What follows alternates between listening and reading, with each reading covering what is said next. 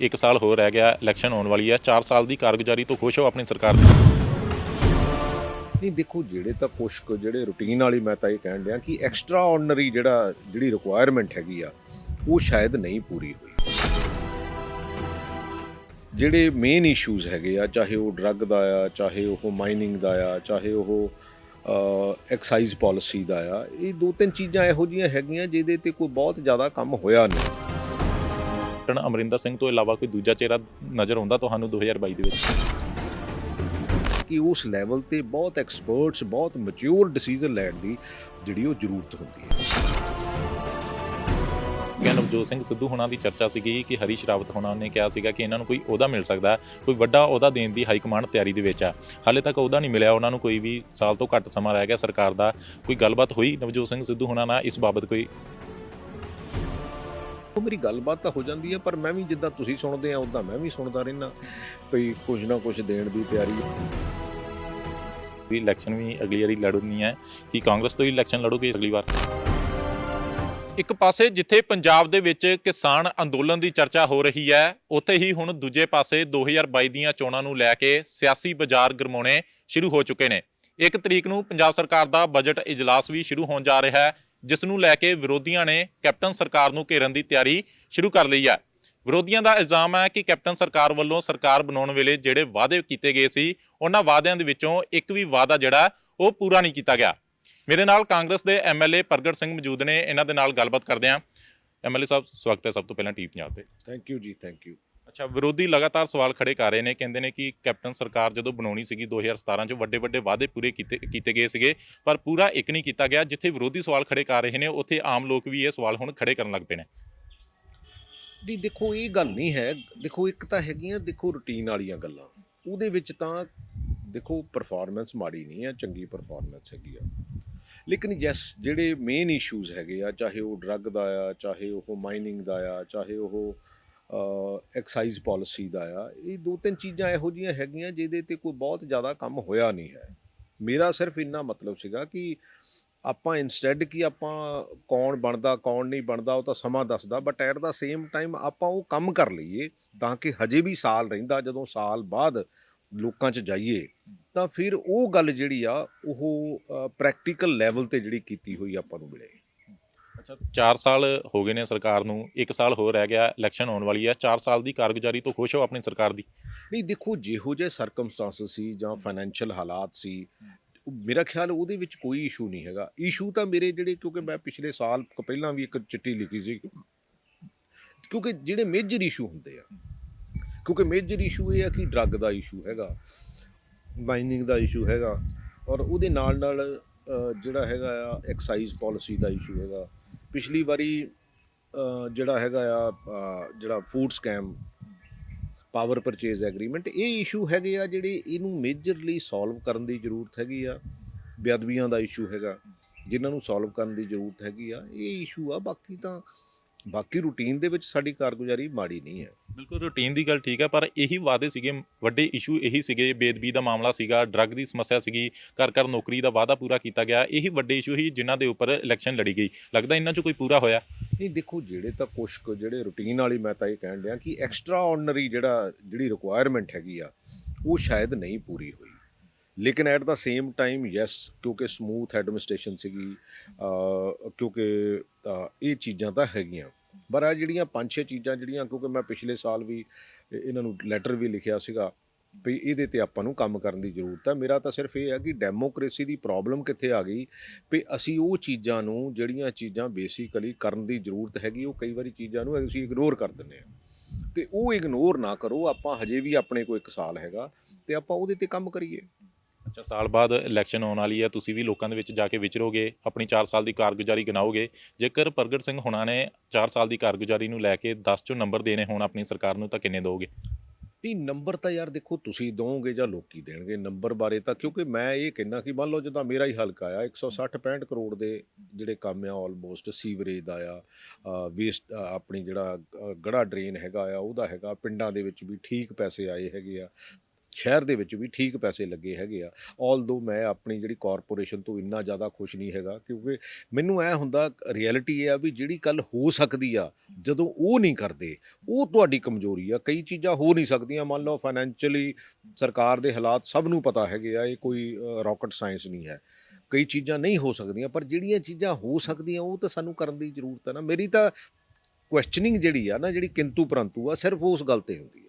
ਬਿਲਕੁਲ, ਜਦੋਂ ਜਾਓਗੇ ਇਹ ਸਮੱਸਿਆ ਲੱਗਦਾ ਆਊਗੀ, ਜਦੋਂ ਲੋਕਾਂ ਤੋਂ ਵੋਟਾਂ ਲਓਗੇ ਲੋਕੀ ਸਵਾਲ ਕਰਨਗੇ ਕਿ ਘਰ ਘਰ ਨੌਕਰੀ ਦਾ ਵਾਅਦਾ ਕੀਤਾ ਗਿਆ ਸੀ, ਉਹ ਵੀ ਨਹੀਂ ਪੂਰਾ ਹੋਇਆ, ਬੇਦਬੀ ਦਾ ਮਸਲਾ ਨਹੀਂ ਹੱਲ ਹੋਇਆ, ਡਰੱਗ ਦਾ ਮਸਲਾ ਨਹੀਂ ਹੱਲ ਹੋਇਆ। ਦੇਖੋ ਲੋਕੀ ਸਵਾਲ ਤਾਂ ਕਰਦੇ ਹੈਗੇ ਆ, ਕਿਉਂਕਿ ਅਸੀਂ ਵੀ, ਮੈਂ ਵੀ 2 ਲੱਖ ਲੋਕਾਂ 'ਚ ਵਿਚਰਦਾ ਹੈਗਾ, ਸੋ ਇਸ ਕਰਕੇ ਉਹਦੇ ਬੇਸ ਤੇ ਹੀ ਹਮੇਸ਼ਾ ਇਹ ਗੱਲ ਜਿਹੜੀ ਹਾਈ ਕਮਾਂਡ ਹੈਗੀ ਆ, ਜਾਂ ਜਿਹੜੀ ਵੀ ਜਿਹੜੀ ਸਿਸਟਮ ਨੂੰ ਕੰਟਰੋਲਿੰਗ ਅਥਾਰਟੀਜ਼ ਹੈਗੀਆਂ, ਜਿੱਦਾਂ ਸਾਡੇ ਸੀਐਮ ਸਾਹਿਬ ਹੈਗੇ ਆ ਜਾਂ ਮਿਨਿਸਟਰਸ ਹੈਗੇ ਆ, ਉਹਨਾਂ ਨੂੰ ਟਾਈਮ ਟੂ ਟਾਈਮ ਕਨਵੇ ਕਰੀਦੀ ਆ ਵੀ ਇਸ ਲੈਵਲ ਤੇ ਆਹ ਪ੍ਰੋਬਲਮ ਹੈਗੀ ਆ, ਵੀ ਜਿਹੜੇ ਵੀ ਕੰਸਰਨ ਮਹਿਕਮੇ ਨਾਲ ਇਹ ਚੀਜ਼ਾਂ ਹੈਗੀਆਂ, ਆਪਾਂ ਇਹਨੂੰ ਸੋਲਵ ਕਰਨ ਦੀ ਕੋਸ਼ਿਸ਼ ਕਰੀਏ। ਸੋ ਉਹ ਜਦੋਂ ਨਹੀਂ ਹੁੰਦੀਆਂ, ਫਿਰ ਜਦੋਂ ਨਾ ਕੋਈ ਸੁਣਦਾ ਹੀ ਆ, ਤਾਂ ਫਿਰ ਕਈ ਵਾਰੀ ਉਹਨੂੰ ਪਬਲਿਕ ਪਲੇਟਫਾਰਮ ਤੇ ਵੀ ਲਿਆਂਦਾ ਜਾਂਦਾ। ਅੱਛਾ, 2022 'ਚ ਕਿਸਾਨ ਅੰਦੋਲਨ ਦਾ ਲੱਗਦਾ ਕੋਈ ਪ੍ਰਭਾਵ ਪਵੇਗਾ, ਕੋਈ ਬਦਲਾਅ ਵੱਡਾ ਆਏਗਾ? ਕਿਉਂਕਿ ਲਗਾਤਾਰ ਲੋਕੀ ਕਹਿ ਰਹੇ ਨੇ ਕਿ ਕੈਪਟਨ ਸਰਕਾਰ ਨੇ ਵੀ ਕੋਈ ਉਸ ਤਰੀਕੇ ਦੇ ਨਾਲ ਕੁਝ ਨਹੀਂ ਕੀਤਾ ਜਿਸ ਤਰੀਕੇ ਦੇ ਨਾਲ ਇਹਨਾਂ ਨੂੰ ਉਮੀਦਾਂ ਹੈਗੀਆਂ ਸੀਗੀਆਂ। ਕਿਸਾਨ ਲੀਡਰ ਵੀ ਲਗਾਤਾਰ ਮਹਾਂ ਪੰਚਾਇਤਾਂ ਕਰ ਰਹੇ ਨੇ। ਲੱਗਦਾ ਕਾਂਗਰਸ ਸਰਕਾਰ ਨੂੰ ਵੀ ਕੋਈ ਫਰਕ ਪਊ ਇਸ ਚੀਜ਼ ਨਾਲ?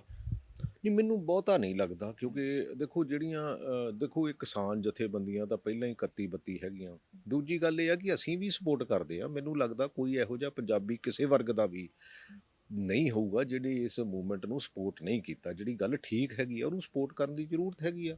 ਮੈਨੂੰ ਪੋਲੀਟੀਕਲ ਕੋਰਸ ਦਾ ਤਾਂ ਪਤਾ ਨਹੀਂ ਵੀ ਹੁਣ ਇਹ ਪੋਲੀਟੀਕਲ ਕੋਰਸ ਇਹਨਾਂ ਦਾ ਕਿੱਧਰ ਨੂੰ ਜਾਊਗਾ, ਕਿਉਂਕਿ ਅਲਟੀਮੇਟਲੀ ਬਹੁਤ ਵਰਗ ਹੁੰਦੇ ਆ ਇਕੱਲਾ, ਕਿਉਂਕਿ ਇਹ ਸਾਡੀ ਬੇਸਿਕਲੀ ਮੇਨ ਰੁਜ਼ਗਾਰ ਦਾ ਜਿਹੜਾ ਸਾਧਨ ਆ, ਜਾਂ ਜਿਹੜੀ ਸਾਡੀ ਪੰਜਾਬੀਆਂ ਦੀ ਲਾਈਕਿੰਗ ਹੈ, ਜਾਂ ਪੰਜਾਬੀਆਂ ਦਾ ਸੋਚ ਦਾ ਨਜ਼ਰੀਆ ਹੈਗਾ, ਅਸੀਂ ਖੇਤੀਬਾੜੀ ਨਾਲ ਸਾਰੇ ਜੁੜੇ ਹੋਏ ਹੈਗੇ ਆ। ਇਸੇ ਕਰਕੇ ਤਾਂ ਇਮੋਸ਼ਨਲੀ ਹਰ ਬੰਦਾ ਜਿਹੜਾ ਉਹ ਕਿਸੇ ਵੀ ਵਰਗ ਦਾ ਹੋਵੇ, ਕਿਸੇ ਪ੍ਰੋਫੈਸ਼ਨ ਦਾ ਹੋਵੇ, ਉਹਨਾਂ ਨਾਲ ਅਟੈਚ ਹੋਇਆ ਹੈ।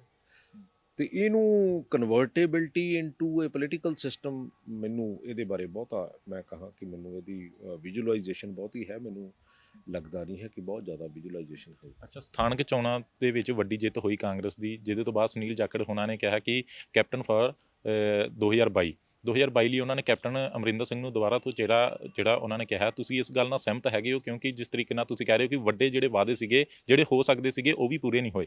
ਨਹੀਂ, ਉਹ ਤੇ 2 ਹੀ ਗੱਲਾਂ ਹੈਗੀਆਂ। ਇੱਕ ਤਾਂ ਪ੍ਰੈਰੋਗੇਟਿਵ ਚਲੋ ਹਾਈ ਕਮਾਂਡ ਦਾ ਹੈਗਾ, ਉਹਨਾਂ ਦੇ ਪਰਸਨਲ ਰਾਏ ਹੋ ਸਕਦੀ ਹੈ, ਮੇਰੀ ਵੀ ਪਰਸਨਲ ਰਾਏ ਹੋ ਸਕਦੀ, ਹੋ ਸਕਦਾ ਪਾਰਟੀ ਉਹਨਾਂ ਨੂੰ ਹੀ ਪ੍ਰੋਜੈਕਟ ਕਰੇ, ਹੋ ਸਕਦਾ ਹਾਈ ਕਮਾਂਡ। ਮੈਂ ਤਾਂ ਸਿਰਫ ਇੰਨੀ ਕੁ ਗੱਲ ਕਹੀ ਆ ਵੀ ਇਹ ਪ੍ਰੈਰੋਗੇਟਿਵ ਹਾਈ ਕਮਾਂਡ ਦਾ ਹੈਗਾ। ਜਿੱਤ ਹੋਈ ਹੈਗੀ ਆ, ਇਹਦੇ 'ਚ ਕੋਈ ਸ਼ੱਕ ਵਾਲੀ ਗੱਲ ਨਹੀਂ, ਔਰ ਜਿੱਤ ਵਨ ਸਾਈਡਡ ਹੋਈ ਆ, ਇਹਦੇ 'ਚ ਵੀ ਕੋਈ ਦੋ ਰਾਮਾ ਨਹੀਂ ਹੈਗੀ। ਇਹਦਾ ਮਤਲਬ ਲੋਕਾਂ ਦਾ ਮੈਂਡੇਟ ਤਾਂ ਹੈਗਾ, ਮੈਂ ਕਦੋਂ ਇਸ ਗੱਲ ਨੂੰ ਡਿਨਾਈ ਤਾਂ ਕਰਦਾ ਨਹੀਂ ਹੈ, but at the same time ਜਿਹੜੇ ਕੰਮ ਕਰਨ ਵਾਲੇ ਆ ਉਹ ਵੀ ਆਪਾਂ ਕਰ ਲਈਏ। ਅੱਛਾ, ਕਈ ਕੰਮ ਰਹਿ ਗਏ ਨੇ, ਤੁਸੀਂ ਇਲੈਕਸ਼ਨ ਵੀ ਅਗਲੀ ਵਾਰੀ ਲੜਨੀ ਹੈ, ਕਿ ਕਾਂਗਰਸ ਤੋਂ ਹੀ ਇਲੈਕਸ਼ਨ ਲੜੋਗੇ ਅਗਲੀ ਵਾਰ? ਇਹ ਤੁਹਾਨੂੰ ਕੀ ਲੱਗਦਾ ਕਿ ਕਿਉਂਕਿ ਅਲਟੀਮੇਟਲੀ ਦੇਖੋ, ਮੈਂ ਜਿਹੜੀ ਕਹਿਣ ਦੀ, ਦੇਖੋ ਮੈਂ ਅਕਾਲੀ ਦਲ 'ਚ ਸੀਗਾ, ਮੈਂ ਕਦੋਂ ਕਹਿੰਦਾ ਵੀ ਨਹੀਂ ਸੀਗਾ, ਮੈਂ ਉਹਨਾਂ ਨੂੰ ਵੀ ਇਹ ਗੱਲ ਕਹਿੰਦਾ ਰਿਹਾ, ਨਹੀਂ ਸੁਣਦੇ ਸੀਗੇ। ਅੱਛਾ, ਕੋਈ ਫਰਕ ਹੈ ਕਾਂਗਰਸ ਤੇ ਅਕਾਲੀ ਦਲ ਦੇ ਵਿੱਚ? ਪਹਿਲਾਂ ਉੱਥੇ ਵੀ ਸੁਣਵਾਈ ਨਹੀਂ ਹੋਈ, ਇੱਥੇ ਵੀ ਤੁਸੀਂ ਲਗਾਤਾਰ ਮੁੱਦੇ ਉਠਾਉਂਦੇ ਹੋ। ਸਾਨੂੰ ਬੇਸਿਕਲੀ ਨਾ ਸਾਡੀ ਸੋਚ ਦਾ ਨਜ਼ਰੀਆ ਬਦਲਣਾ ਚਾਹੀਦਾ। ਦੇਖੋ ਜਿਹੜੀ ਇੰਟਰਨਲ ਡੈਮੋਕ੍ਰੇਸੀ ਹੁੰਦੀ ਹੈ ਨਾ, ਉਹਨੂੰ ਤਰਜੀਹ ਦੇਣੀ ਚਾਹੀਦੀ ਆ। ਜਿਹੜੇ ਬੰਦੇ ਗੱਲ ਕਹਿ ਰਹੇ ਹੈਗੇ ਆ, ਔਰ ਮੈਂ ਇਹ ਸਮਝਦਾ ਵੀ MLAs ਨੂੰ ਗੱਲਾਂ ਵੀ ਸਾਫ਼-ਸਾਫ਼ ਤੇ ਸੱਚੀਆਂ ਕਹਿਣੀਆਂ ਚਾਹੀਦੀਆਂ, ਤਾਂ ਕਿ ਜਦੋਂ ਅਸੀਂ ਲੋਕਾਂ 'ਚ ਜਾਈਏ, ਅਸੀਂ ਲੋਕਾਂ ਦੀ ਨੁਮਾਇੰਦਗੀ ਕੀ ਕਰਨੀ ਆ? ਜਦੋਂ 2 ਲੱਖ ਲੋਕਾਂ ਦੀ ਗੱਲ ਨੂੰ, ਨਬਜ਼ ਨੂੰ ਸਮਝ ਕੇ, ਤੇ ਜਿਹੜੇ ਸੂਬੇ ਦੇ ਭਲੇ ਦੀ ਗੱਲ ਆ ਉਹ ਕਰੋ ਜ਼ਰੂਰ, ਔਰ ਉਹਦੀ ਇੰਪਲੀਮੈਂਟ ਕਰਾਉਣ ਦੀ ਕੋਸ਼ਿਸ਼ ਕਰੋ। ਕਿਉਂਕਿ ਜਿਹੜੀ ਗਵਰਨਮੈਂਟ ਦੀ ਮਸ਼ੀਨਰੀ ਹੈਗੀ ਆ, ਅਲਟੀਮੇਟਲੀ ਡਾਇਰੈਕਸ਼ਨ ਤਾਂ ਬੇਸਿਕਲੀ ਜਿਹੜਾ ਪਬਲਿਕ ਦਾ ਟੁਰਿਆ ਹੋਇਆ ਨੁਮਾਇੰਦਾ ਹੈਗਾ, ਜਾਂ ਜਿਹੜੇ ਸਾਡੇ ਮਿਨਿਸਟਰਸ ਹੈਗੇ, ਅਲਟੀਮੇਟਲੀ ਗਵਰਨਮੈਂਟ ਤਾਂ ਉਹੀ ਹੁੰਦੀ ਹੈ ਨਾ। ਤੇ ਫਿਰ ਉਹ ਗਵਰਨਮੈਂਟ ਦੀ ਮਸ਼ੀਨਰੀ ਕੋਲ ਉਹ ਕੰਮ ਕਰਾਉਣੇ ਚਾਹੀਦੇ ਆ ਜਿਹੜੇ ਲੋਕਾਂ ਦੇ ਭਲੇ ਦੇ ਹੋਣ। ਅੱਛਾ, ਨਵਜੋਤ ਸਿੰਘ ਸਿੱਧੂ ਨਹੀਂ ਨਜ਼ਰ ਆ ਰਹੇ, ਤੁਹਾਡੇ ਯਾਰ ਨੇ, ਕਿੱਥੇ ਨੇ ਅੱਜ ਕੱਲ੍ਹ? ਹੁੰਦੀ ਗੱਲਬਾਤ ਉਹਨਾਂ ਨਾਲ? ਨਹੀਂ, ਹੋ ਜਾਂਦੀ ਆ ਡੈਫੀਨੇਟਲੀ, ਤਾਂ ਉਹ ਦੱਸ ਸਕਦੇ ਆ। ਕੋਈ ਪਲਾਨ ਹੈ ਕੋਈ ਅੱਗੋਂ? ਉਹਨਾਂ ਨੇ ਕੋਈ ਅਗਲੀਆਂ ਚੋਣਾਂ ਆ ਰਹੀਆਂ ਨੇ? ਨਹੀਂ, ਦੇਖੋ ਤਾਂ ਬੇਸਿਕਲੀ ਦੇਖੋ ਅਲਟੀਮੇਟਲੀ ਤਾਂ ਉਹਦਾ ਨਜ਼ਰੀਆ ਹੈਗਾ ਵੀ ਉਹ, ਕਿਉਂਕਿ ਐਂਡ ਆਫ ਦਾ ਡੇ ਕੰਮ ਤਾਂ ਸਾਨੂੰ ਸਾਰਿਆਂ ਨੂੰ ਕਰਨਾ ਪਊਗਾ, ਟੀਮ ਦੇ ਤੌਰ ਤੇ ਚੱਲਣਾ ਪਊਗਾ। ਅੱਛਾ, ਲੱਖਾ ਸਿਧਾਣਾ ਨੇ ਰੈਲੀ ਕੀਤੀ ਹੈ, ਇਹਨੂੰ ਲੈ ਕੇ ਵੀ ਵਿਰੋਧੀ ਸਵਾਲ ਖੜੇ ਕਰਦੇ ਨੇ, ਕਹਿੰਦੇ ਨੇ ਕਿ ਕੈਪਟਨ ਸਰਕਾਰ ਦੀ ਸ਼ੈ ਆ, ਤਾਂ ਪੰਜਾਬ ਪੁਲਿਸ ਨੇ ਲੱਖਾ ਸਿਧਾਣਾ ਨੂੰ ਗ੍ਰਿਫਤਾਰ ਨਹੀਂ ਕੀਤਾ, 1 ਲੱਖ ਰੁਪਏ ਦਾ ਉਹਨਾਂ ਦੇ ਉੱਪਰ ਇਨਾਮ ਰੱਖਿਆ ਹੋਇਆ। ਤੁਸੀਂ ਇਹਨਾਂ ਇਲਜ਼ਾਮਾਂ ਨੂੰ ਕਿੱਦਾਂ ਦੇਖਦੇ ਹੋ? ਦੇਖੋ ਇਹ ਤਾਂ ਮੈਂ ਪੁਲਿਸ ਦੇ ਵਿੱਚ ਵੀ ਰਿਹਾ ਹੈਗਾ। ਜਦੋਂ ਮੰਨ ਲਓ ਜੇ ਦਿੱਲੀ ਪੁਲਿਸ ਨੇ ਪਰਚਾ ਰਜਿਸਟਰ ਕੀਤਾ ਹੈਗਾ ਤਾਂ ਦਿੱਲੀ ਪੁਲਿਸ ਨੂੰ ਇਨ ਰਾਈਟਿੰਗ ਕੰਸਰਨਡ ਆਈਜੀ ਰੇਂਜ ਨੂੰ, ਐਸਐਸਪੀ ਨੂੰ ਜਾਂ ਜਿਹੜਾ ਐਸਐਚਓ ਆ ਉਹਨਾਂ ਨੂੰ ਇਨਫੋਰਮ ਕਰਨਾ ਚਾਹੀਦਾ। ਤੇ ਮੈਨੂੰ ਨਹੀਂ ਲੱਗਦਾ, ਜਿੱਥੋਂ ਤੱਕ ਮੇਰੀ ਇਨਫੋਰਮੇਸ਼ਨ ਹੈਗੀ ਆ, ਵੀ ਉਹਨਾਂ ਨੇ ਕਿਤੇ ਇਨਫੋਰਮ ਕੀਤਾ ਹੋਵੇ। ਦੇਖੋ ਗੱਲ ਮੀਡੀਆ 'ਚ ਆ ਜਾਣੀ ਜਾਂ ਅਦਰਵਾਈਜ਼ ਆ ਜਾਣੀ ਵੀ ਇਹਦੇ ਤੇ ਨਾਮ ਆ, ਇਹਦੇ ਤੇ ਨਾਮ ਆ, ਜਿੰਨਾ ਚਿਰ ਕੋਈ ਅਥੈਂਟੀਕੇਟਡ ਪੇਪਰਸ ਨਹੀਂ ਆਉਂਦੇ ਉਨਾ ਚਿਰ ਕਿਸੇ ਨੂੰ ਅਰੈਸਟ ਨਹੀਂ ਕੀਤਾ ਜਾ ਸਕਦਾ, ਕਿਸੇ ਕੋਲ ਅਰੈਸਟ ਕਰਨ ਦਾ ਅਧਿਕਾਰ ਨਹੀਂ ਹੈਗਾ। ਸੋ ਆਈ ਡੋਂਟ ਥਿੰਕ ਸੋ ਕਿ ਇਹਨਾਂ ਨੇ, ਦਿੱਲੀ ਪੁਲਿਸ ਨੇ ਕੋਈ ਇਹੋ ਜਿਹਾ ਜਿਹੜਾ ਰੋਲ ਪਲੇ ਕੀਤਾ ਹੈਗਾ। ਲੱਗਦਾ ਹੈ ਇਹ ਦਿੱਲੀ ਹਿੰਸਾ ਨੂੰ ਲੈ ਕੇ ਵੀ ਕਈ ਸਵਾਲ ਖੜੇ ਹੁੰਦੇ ਨੇ, ਤੁਸੀਂ ਇਹਦੇ ਵਿੱਚ ਲੱਗਦਾ ਲੱਖਾ ਸਿਧਾਣਾ ਹੋਣਾ ਦੀ ਕੋਈ ਸ਼ਮੂਲੀਅਤ ਹੈਗੀ ਹੈ? ਨਹੀਂ ਤਾਂ ਅਜੇ ਤੱਕ ਤਾਂ ਇਹ ਪਤਾ ਹੀ ਨਹੀਂ ਲੱਗਿਆ ਵੀ ਹਿੰਸਾ ਕੀਤੀ ਕਿਹਨੇ ਆ। ਦੇਖੋ ਐਂਡ ਆਫ ਦਾ ਡੇ ਮੁੰਡਾ ਨਵਰੀਤ ਜਿਹੜਾ ਉਹਦੀ ਡੈਥ ਹੋਈ ਹੈਗੀ ਆ, ਜਿਹੜਾ ਟੌਪ ਯੂਕੇ ਦਾ ਫੋਰੈਂਸਿਕ ਐਕਸਪਰਟ ਹੈਗਾ, ਉਹਨਾਂ ਨੇ ਕਿਹਾ ਵੀ ਗੋਲੀ ਲੱਗਣ ਨਾਲ ਹੋਈ ਆ। ਮੈਂ ਤਾਂ ਕਹਿੰਦਾ ਇਹਦੀ ਇਨਵੈਸਟੀਗੇਸ਼ਨ ਹੋਣੀ ਚਾਹੀਦੀ ਆ।